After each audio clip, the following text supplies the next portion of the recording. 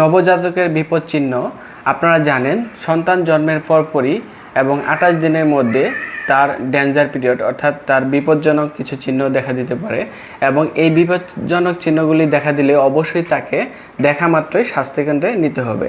এবার আমরা আপনাদের দেখাবো কি কি সমস্যা দেখা দিলে অবশ্যই স্বাস্থ্যকেন্দ্রে যেতে হবে।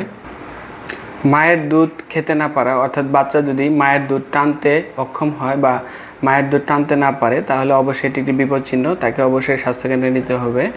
খিঁচুনি, বাচ্চার যদি খিঁচুনি হয়, নবজাতকের খিঁচুনি হওয়ার সাথে সাথে অবশ্যই তাকে হাসপাতালে নিতে হবে।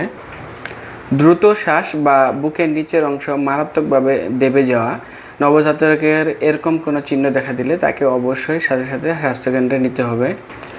নেতিয়ে পড়া বা কম নড়াচড়া করা, নবজাতক যদি একদম নেতিয়ে পড়ে এবং নড়াচড়া কম করে তাহলে অবশ্যই তাকে স্বাস্থ্যকেন্দ্রে নিতে হবে। জ্বর বা শরীরের তাপমাত্রা কমে যাওয়া, যদি অতিরিক্ত জ্বর হয় বা একদম জ্বরের তাপমাত্রা অনেক বেশি বেড়ে যায় তাহলে অবশ্যই তাকে স্বাস্থ্যকেন্দ্রে নিতে হবে। নাভি পাকা, যদি নাভি পেকে যায় বা পুঁজ হয় তাহলে অবশ্যই তাকে স্বাস্থ্যকেন্দ্রে নিতে হবে। এতক্ষণ যে চিহ্নগুলি দেখলেন, এই চিহ্নগুলি হচ্ছে নবজাতকের বিপদ চিহ্ন। এই চিহ্নগুলি দেখা মাত্রই সাথে সাথে অবশ্যই বাচ্চাকে স্বাস্থ্যকেন্দ্রে নিন এবং আপনার বাচ্চা বা নবজাতককে সুরক্ষিত রাখুন।